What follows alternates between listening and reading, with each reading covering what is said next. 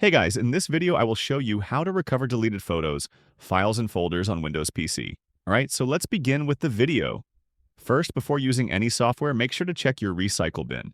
If the files were deleted recently, they may still be there, and you can restore them instantly. If your files are no longer there, then you'll need to use recovery software.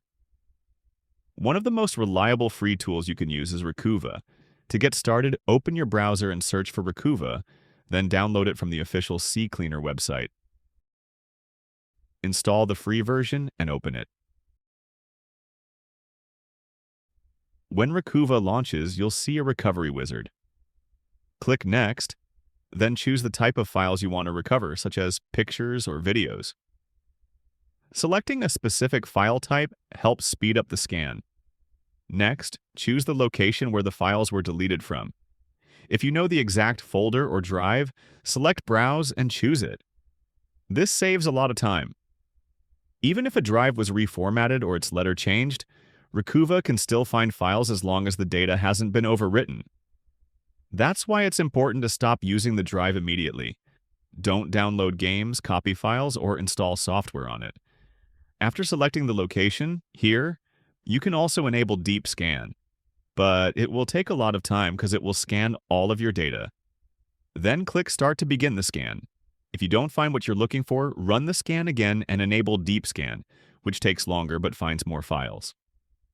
Once the scan is complete, you'll see a list of recoverable files. Select the ones you want, click Recover, and choose a safe location to restore them to, preferably a different drive. And now if I go to that drive, you can see the video we selected earlier has been recovered.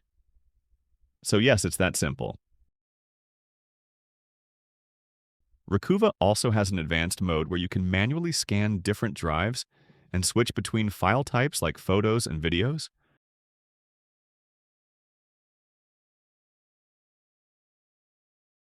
Recovery results depend on whether the data has been overwritten.